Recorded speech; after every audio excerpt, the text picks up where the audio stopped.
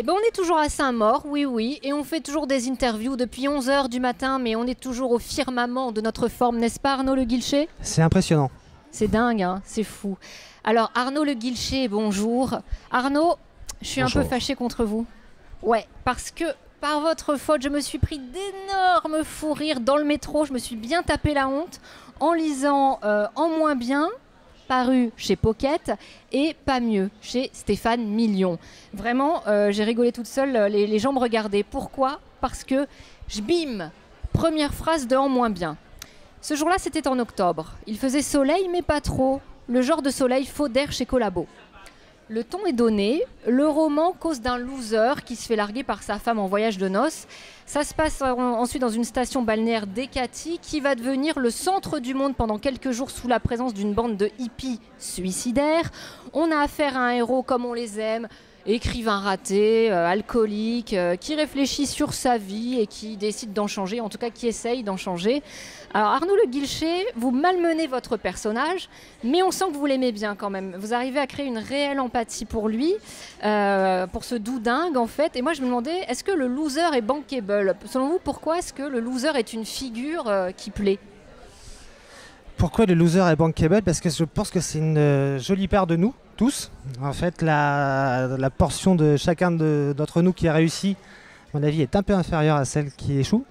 Et c'est un vrai moteur, en fait, la peur de l'échec, l'attrait de la réussite. Et puis, le loser, en fait, c'est un personnage dans une dramaturgie, c'est dément, quoi.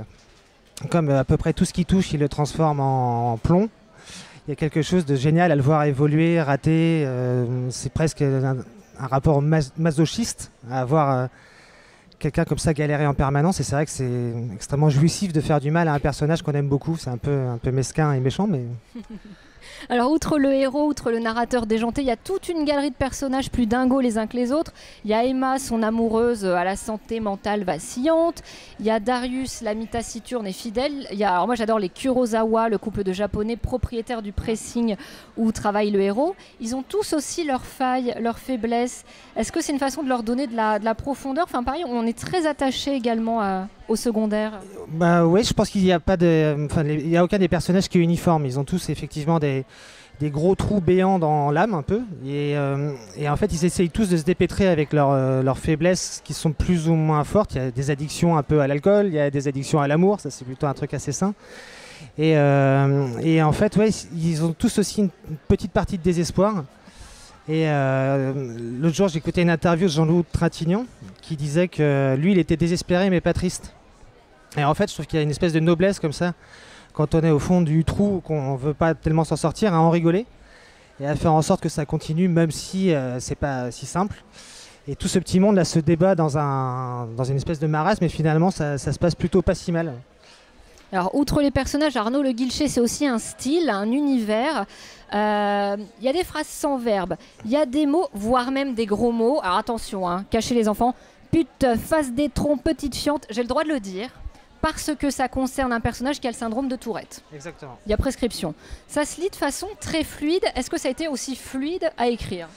En fait, moi, je l'ai écrit à voix haute. J'ai passé des soirées, voire des nuits à rabâcher la même phrase et à placer une virgule, un point d'exclamation, un point-virgule. On n'imagine pas à quel point c'est pénible, un point-virgule. Et donc voilà, ce que je voulais, c'est que les gens aient le sentiment que la personne qui raconte leur parle. Et une fois leur parle, leur raconte l'histoire à l'oreille ou leur raconte l'histoire comme on peut le faire à l'époque. Moi, je traînais pas mal dans les bars, à un comptoir de PMU, se raconter l'histoire de sa vie autour d'un verre. Et c'est un peu ça que je voulais trouver, cette proximité. Et aussi cette forme d'humour un peu immédiate qu'on retrouve pas mal dans les tripots. Ouais.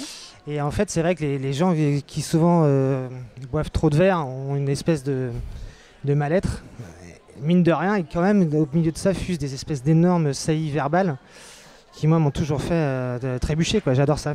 Et donc, voilà, j'ai essayé de trouver cette espèce d'univers-là, un peu poétique, même si c'est les deux pieds dans le truc très, très, très populaire. Alors j'ai entendu dire que En moins bien serait actuellement en cours d'adaptation au cinéma. C'est quoi cette histoire, Arnaud? Alors c'est comme les rivières, il y a des petits cours, des longs cours, des très très longs cours. Là on est entre les deux, c'est-à-dire qu'on avance. On avance, ça fait 3 ans que le truc est en cours. Et voilà, je pense qu'on devrait y voir plus clair bientôt. J'espère. D'ailleurs, j'en appelle à tous les dons. Donnez des millions d'euros. Donnez à Arnaud Le Guilcher. Donnez des millions d'euros. Donnez des stars internationales. Donnez des Brad pélicans. Pitt dans le premier rôle. Brad Pitt, Johnny Depp, évidemment, en pélican, ça s'impose. Ah oui. Donnez. Et alors, après En moins bien et pas mieux, qu'est-ce que vous nous préparez? Donnez-nous un scoop de La mort qui tue sur votre actualité. Alors, le troisième livre qui est en cours d'écriture et je pense qu'il sortira en mars, en février-mars, avril, on va dire. Ce n'aura rien à voir avec ça. Ce sera une histoire un peu d'anticipation où je mets tous les traders de la planète en tôle dans l'île la plus polluée du monde. Voilà, et ça va s'appeler vraisemblablement À Découvert. Et à l'intérieur de ça, il y a 2 types qui sont pris dans cette rafle mondiale complètement par erreur et qui se retrouvent confrontés à un monde où ils n'ont absolument rien à faire. Et voilà, donc c'est encore un peu en marge, etc. Mais moi, la marge faisant tenir les cahiers. Vive la marge. Vive la marge, offrez des marges. Et alors, une petite dernière pour me faire plaisir. Arnaud Le Guilcher, on vous envoie à Sandpiper, la station balnéaire où se déroule votre premier roman, imaginez. Tout a été rasé, il n'y a rien sur place. Vous n'avez le droit d'emporter qu'un slip, une brosse à dents et un livre de poche. Quel livre de poche emportez-vous? Je pense que je prends Un privé à Babylone de Brotigan, de Richard Brotigan. Parce qu'il y a tout dedans. Il y a l'humour, la dérision, c'est une sorte de faux policier qui tient bien plus droit que bien des vrais policiers. Et ouais, je le prends. Je le prends et je le feuillette et je le dévore 3 fois. Eh ben ça marche. Vous êtes là tout le week-end, Arnaud? Tout le week-end, même lundi. Formidable. Si vous voulez boire des coups avec Arnaud, il est là sur son stand. N'hésitez pas à aller le voir. Amenez des jus de fruits.